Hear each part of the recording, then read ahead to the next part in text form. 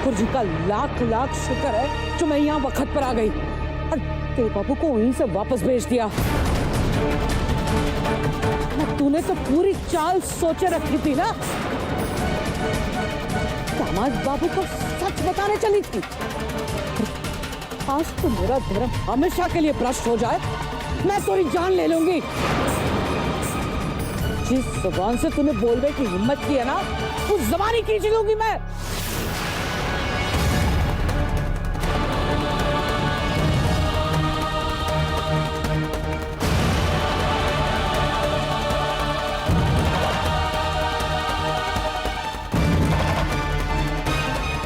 क्या कर रही हैं अम्मा जी? आप इसे मार क्यों रही हैं? क्यों मार रही हूँ? पूछ, इस कलमुही से पूछ। पता है बहुरिया इतना कर्म चली थी, इस दामाद बाबू को सच बताने चली थी। चोरी सब कुछ बर्बाद करना चाहता है और मैं इसको कुछ बर्बाद ना करने दूंगी। विशाखा की जिंदगी बर्बाद करे उससे पहले मैं इसकी जान ले लूंगी, अपनी जान दे दूंगी। पर अम्मा। चुप कर, मुंह खोला ना तो अंगार भर दूंगी मुंह में।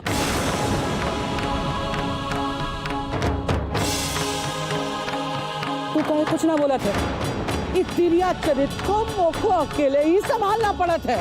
ठहरी पर आए घर का पाप। पता है कि सच बोले का क्या असर होवत है, फिर भी उगलने चली थी सगरी बात। शांत हो जाइए अम्मा जी, आप जाइए, मैं इसे समझाती हूँ। समझा, तू समझा बहुरिया, समझा।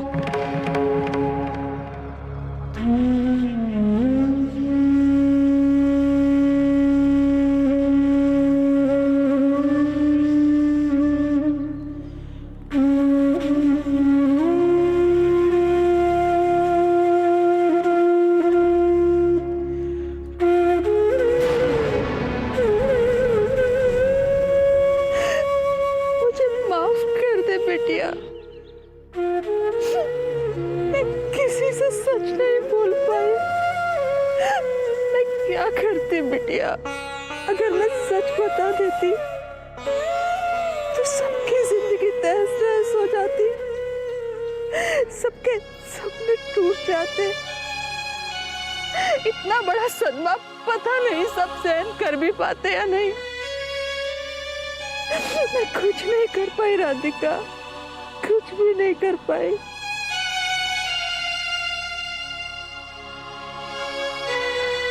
विशाखा, सोच बिटिया, सोच विशाखा का क्या होगा।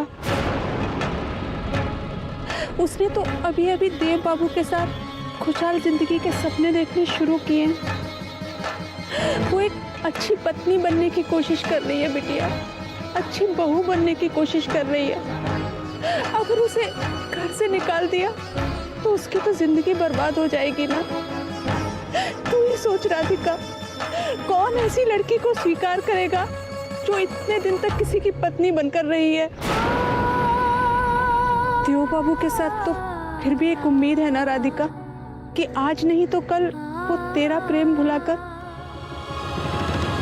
विशाखा को अपनी पत्नी के रूप में स्वीकार कर लेंगे।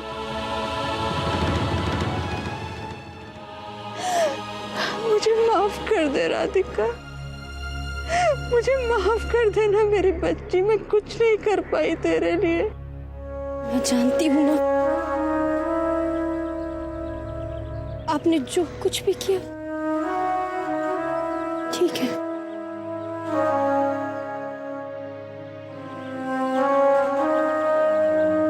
शायद मेरे नसीब में उनकी ब्याहता कहलाना लिखा ही नहीं। आप चिंता मत कीजिए, मैं विशाखा की खुशियों के बीच में कभी नहीं आऊंगी।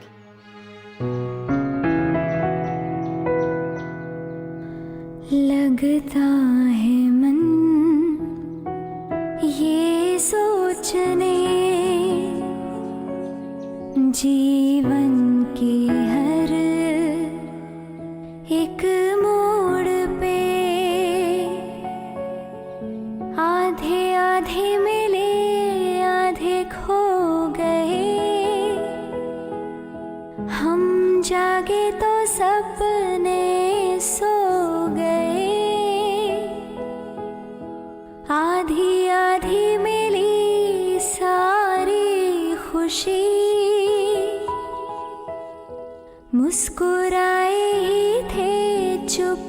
हो गए। विशाखा का क्या होगा? अगर उसे घर से निकाल दिया तो उसकी तो जिंदगी बर्बाद हो जाएगी ना। कौन ऐसी लड़की को स्वीकार करेगा जो इतने दिन तक किसी की पत्नी बनकर रही है?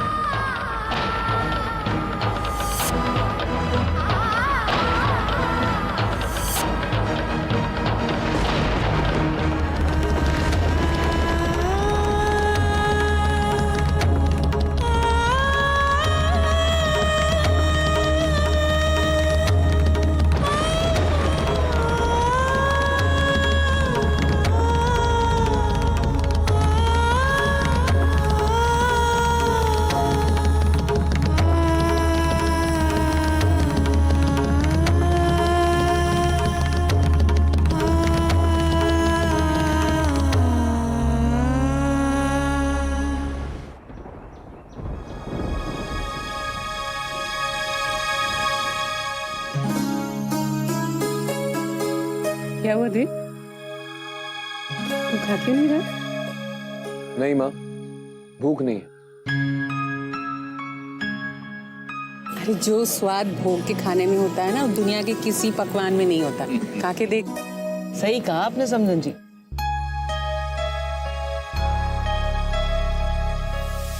किसी को ढूंढ रहे हो देव?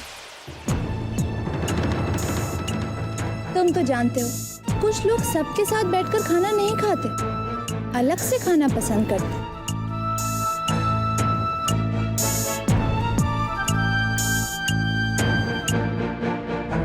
शास्त्री जी, देवकी जी कहाँ हैं? देवकी जी मंदिर के गर्भगृह की तरफ गई हैं राधिका के साथ। लीजिए, आ गई। आइए देवकी जी, बैठिए, भोजन कीजिए। और राधिका कहाँ है? जी वो मंदिर के पास है, बस आती ही होगी।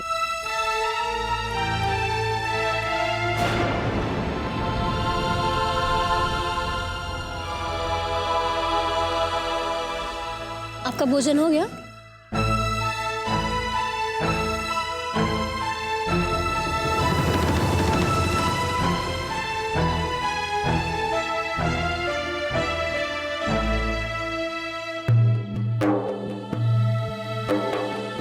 सुनो,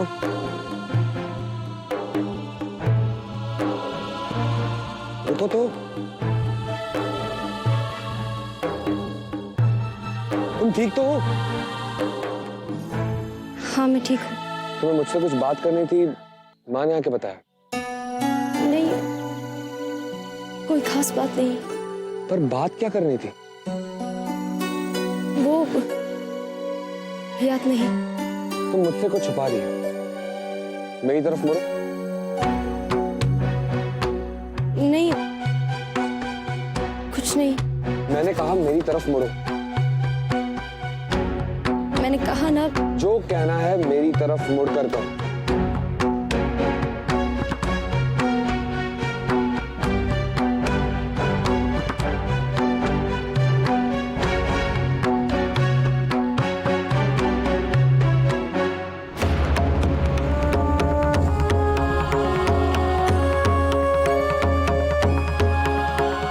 ये क्या हुआ है? किसी ने तुम पर हाथ उठाया? नहीं, ऐसी कोई बात नहीं है। मैं अंधा नहीं हूँ राधिका, मुझे साफ साफ दिख रहा है कि तुम्हें किसी ने मारा है। किसने किया है मुझे बताओ भी। किसी ने नहीं, वो जरा सी चोट लग गई है। मैं थोड़ा भटक गई थी, उस मोड़ पर मुड़ गई थी जहाँ कोई रास्ता नहीं था, सिर्फ अंधेरा था। तुम मुझसे झूठ नहीं बोल सकती राधिका। अगर तुम मुझे नहीं बताओगी तो मैं अभी जाकर सबसे पूछ लूंगा। देखिए, ये मेरे और मेरे परिवार के बीच की बात है, आप इसमें ना पड़े तो अच्छा है। परिवार की बात? तुम मेरे परिवार की मेहमान हो और कोई तुम्हें चोट पहुंचाए, ये मैं कभी बर्दाश्त नहीं करूंगा। मैं अभी जाके सबको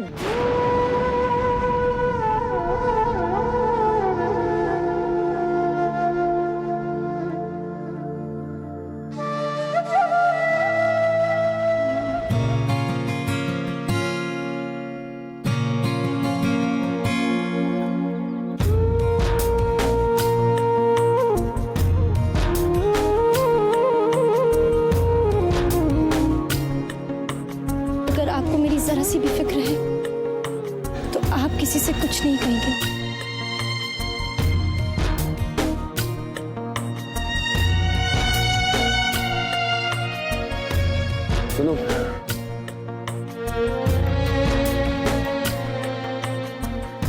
आज जिस हक से तुमने मुझे रोका है, मैंने भी उसी हक से तुमसे एक वादा लिया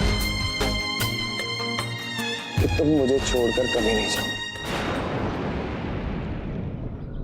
आज अगर मैं जिंदा हूं तो सिर्फ तुम्हारी वजह से, और अगर आगे भी मुझे कभी कुछ ऐसा होता है तो सिर्फ तुम ही मेरा ख्याल रख सकती।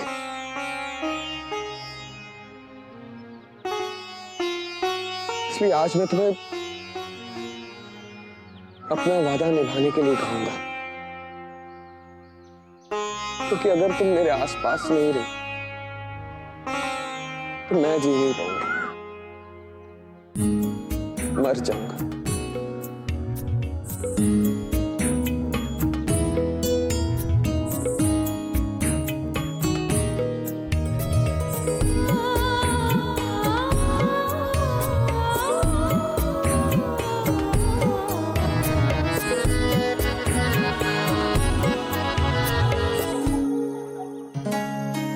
आपने तो मुझसे कहा था राधिका मुझसे कुछ बात करना चाहती है,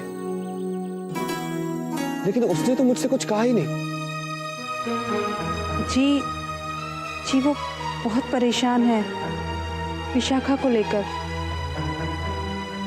उसे लगता है कि आप विशाखा का ध्यान वैसे नहीं रख रहे जैसे एक पति को रखना चाहिए। उसे आपसे यही बात करनी थी कि आप विशाखा का ध्यान अच्छे से रखें। ए भैया, घर वाले सारे इंतजार कर रहे हैं।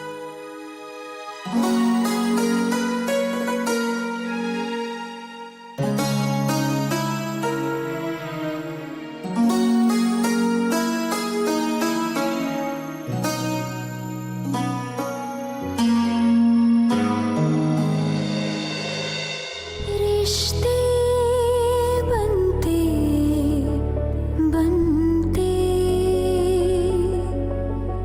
नामों में छुप से गए, कैसे कहूँ किससे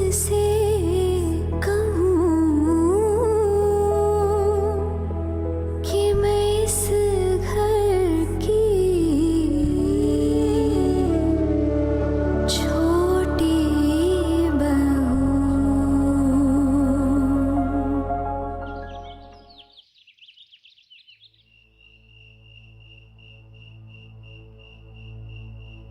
अच्छा माँ जी, अब हमें आज्ञा दीजिए, हम वृंदावन निकल जाएंगे।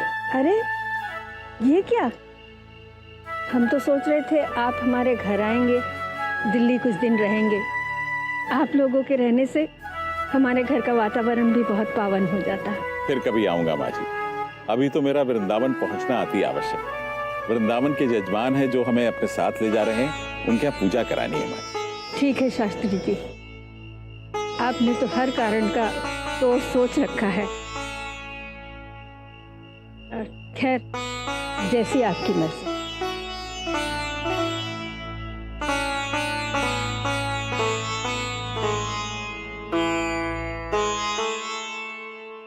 समधिन जी, जी एक विनती है आपसे। कहिए ना। मेरी बेटी थोड़ी नादान है, एकदम बच्ची है वो, पर जल्दी ही वो अपनी जिम्मेदारियां समझ भी लेगी और संभाल भी लेगी। उसकी ओर से मेरा आश्वासन है ये। आपने इतना कह दिया, यही काफी है। अब मुझे कोई चिंता नहीं है। और हाँ, आप लोग पहुंचते के साथ फोन जरूर कर दीजिएगा कि आप लोग सकुशल पहुंच गए। वैशाली, जी माँ जी। चलो बेटा। अरे राधिका, तुम भी आ जाओ। अरे बिरजू,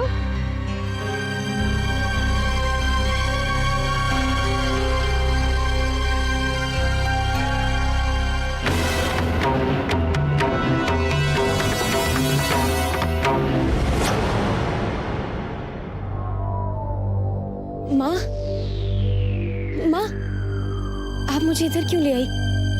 सब लोग जा रहे होंगे, मैं वहां नहीं पहुंची तो गाड़ियां चली जाएगी।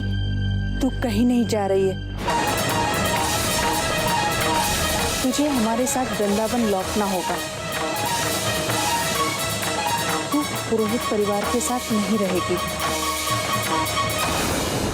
इसलिए आज मैं तुम्हें अपना वादा निभाने के लिए कहूंगा, क्योंकि अगर तुम मेरे आसपास नहीं रही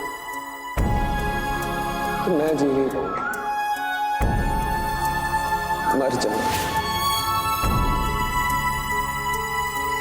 पर मुझे जाना होगा माँ, वो सब चाहते हैं कि मैं उनके साथ आऊं।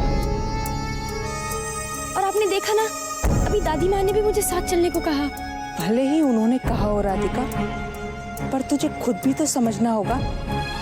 अगर तू वहां रही तो देव बाबू तेरा प्रेम भुलाकर विशाखा को कैसे अपनाएंगे? तू अपनी बहन का जीवन पूरी तरह से नष्ट कर देना चाहती है। नहीं माँ, मैं विशाखा का जीवन क्यों नष्ट करूंगी? मैं तो सिर्फ इसलिए जाना चाहती हूँ। तेरे जाने की क्या वजह है मैं नहीं जानना चाहती राधिका। मैं सिर्फ इतना बताना चाह रही हूँ कि तू पुरोहित परिवार के साथ नहीं रहेगी। अरे मैंने राधिका से कहा था हमारे साथ आने के लिए, आई क्यों नहीं? क्योंकि वो इस गाड़ी में आना ही नहीं चाहती थी दादी।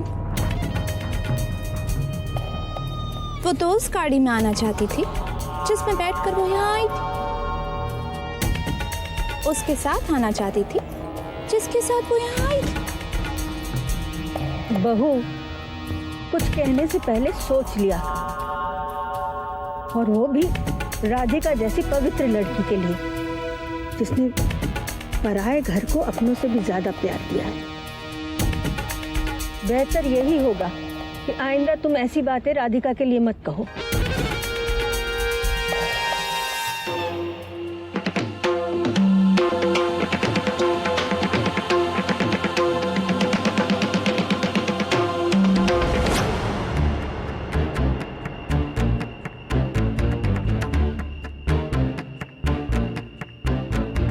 किसी की प्रतीक्षा कर रहे हैं दामाद बाबू?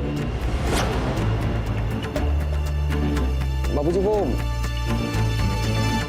माँ जी कहाँ है? दामाद बाबू, वो को जाने से पहले बहुत काम निपटाए का था। दामाद बाबू, आप दोनों चलिए, बहुत देर हो गई है। मो को विदा बोल दिया तो समझो देवकी को भी विदा बोल दिया।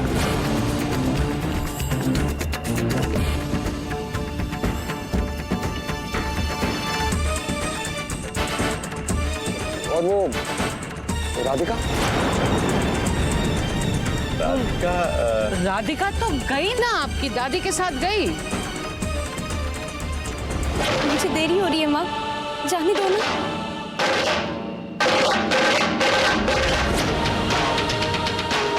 मैंने कहा ना तू कहीं नहीं जाएगी। तेरी मर्जी अब और नहीं चलेगी।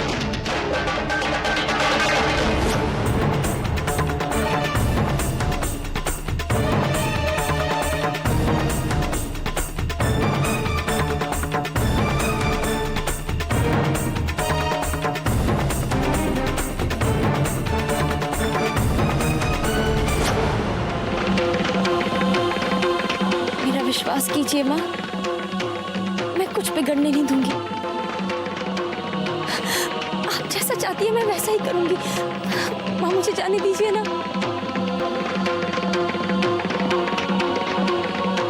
मैं उनकी मीरा हूँ माँ, मैं दूर रहकर ही उनकी पूजा कर लूंगी। मुझे रोककर मेरी भक्ति को मत तोड़ो माँ, जाने दो। विशाखा उनके बीच में नहीं आऊंगी। अब मुझे जाने दो।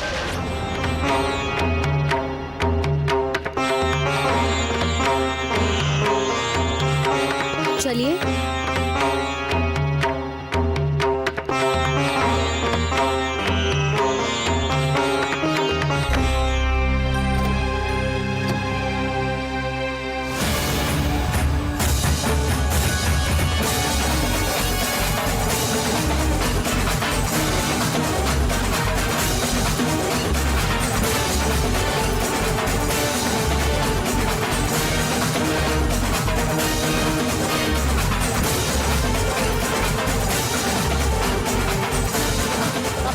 चले?